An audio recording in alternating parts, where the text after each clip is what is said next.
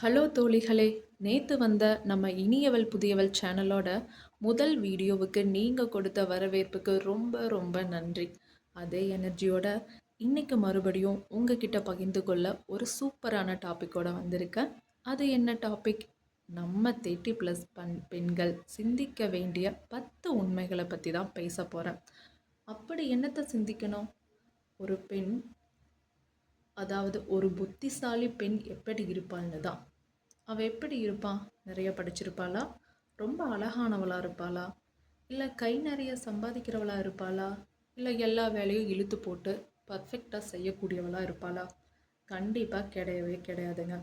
அவள் எப்படி இருப்பாள்னா, அவள் குடும்பத்தை நேசிக்கிற அதே அளவுக்கு தன்னையும் நேசிக்க தெரிஞ்சவளாக இருப்பாள். தன் சந்தோஷத்தை விட்டு கொடுக்காம சுயமரியாதையை காப்பாற்றிக்க தெரிஞ்சவளாக இருப்பாள். அப்படிப்பட்ட புத்திசாலி பெண் எப்படி இருப்பா, அவகிட்ட இருக்கிற 10 முக்கிய குணம் என்னென்ன அப்படின்னு தான் இன்னைக்கு பார்க்க போகிறோம். வீடியோவை முழுசாக கேளுங்க. இந்த 10 குணங்களில் எத்தனை குணங்கள் உங்ககிட்ட இருக்குன்னு கமெண்ட்ஸ் பண்ணுங்க. வாங்க வீடியோக்குள்ளே போகலாம். First point, perfection. வீடும் இயந்திரம் இல்லை, நாமும் இயந்திரம் இல்லை. வீடு எப்பவும் கோயில் மாதிரி சுத்தமாக இருக்கணும்னு எந்த அவசியமும் இல்லை. இன்றைக்கி ரொம்ப டயர்டாக இருக்கா, சிங்கில் பாத்திரம் அப்படியே கிடக்கட்டும், துணி மடிக்காமல் இருக்கட்டும், பரவாயில்ல. ஒரு நாள் வீட்டை பற்றின கவலை இல்லாமல் உங்களுக்கு பிடிச்ச பாட்டை கேட்டுட்டு நல்லா ரெஸ்ட் எடுங்க. நாம் மனுஷங்க தான், மெஷின் கிடையாது. ரெண்டாவது பாயிண்ட்டு, நோ சொல்ல பழகுங்க.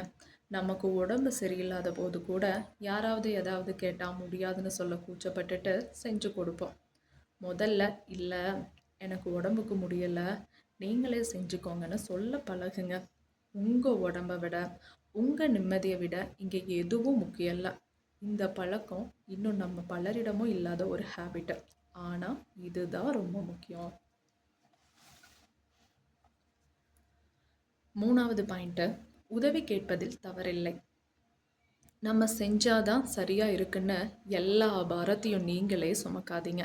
கணவர்கிட்டையோ இல்லை குழந்தைங்க கிட்டேயோ அவங்களால முடிகிற அளவுக்கு வேலையை பகிர்ந்துக்குங்க.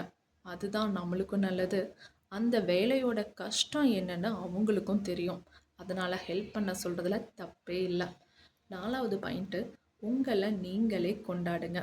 நீங்கள் செய்கிற வேலைக்கு, உங்களோட ஹார்ட் ஒர்க்குக்கு அடுத்தவங்க வந்து உங்களை பாராட்டணும்னு காத்துக்கிட்டு இருக்காதீங்க. இன்றைக்கி ஒரு கஷ்டமான வேலையை முடிச்சிங்களா, உங்களுக்கு பிடிச்ச காஃபியையோ இல்லை ஸ்வீட்டோ செஞ்சு உங்களை நீங்களே பாராட்டிக்கோங்க.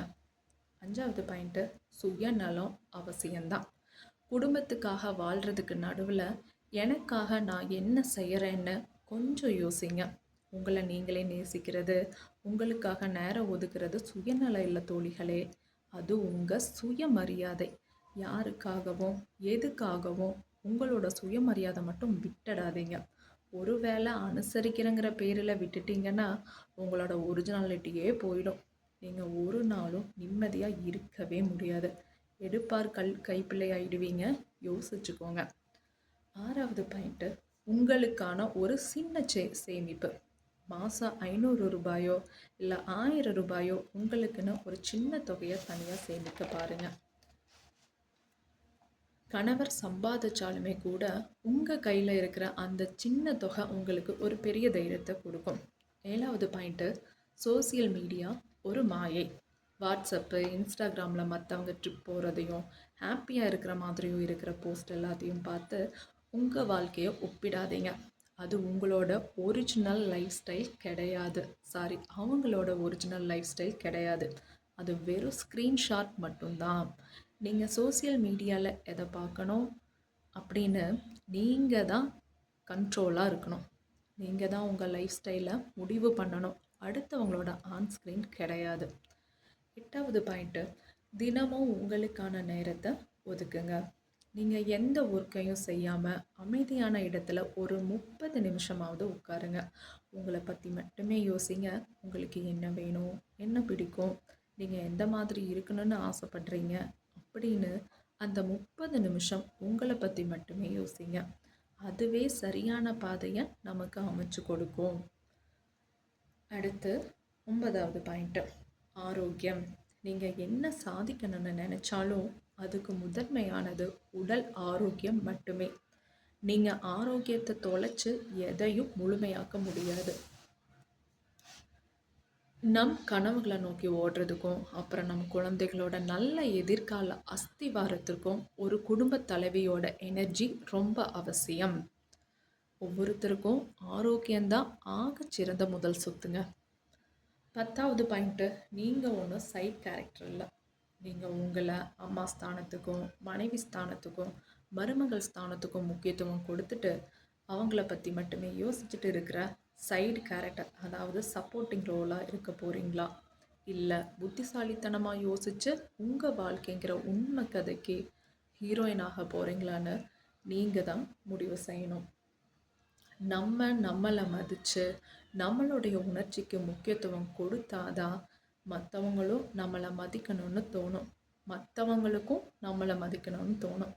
நீங்கள் உங்களுக்காகவும் கொஞ்சம் வாழ பழகுங்க தோழிகளே. நம்ம நம்மளோட ஒரிஜினாலிட்டியோட வாழ்கிறது ரொம்பவே முக்கியம். இதில் உங்களுக்கான பாயிண்ட்ஸ் எதுன்னு நீங்கள் கமெண்ட்ஸ் பண்ணுங்கள். தேங்க்யூ. இந்த வீடியோ உங்களுக்கு பிடிச்சிருந்தா லைக் பண்ணுங்கள், ஷேர் பண்ணுங்கள், சப்ஸ்கிரைப் பண்ணுங்கள். பாய்.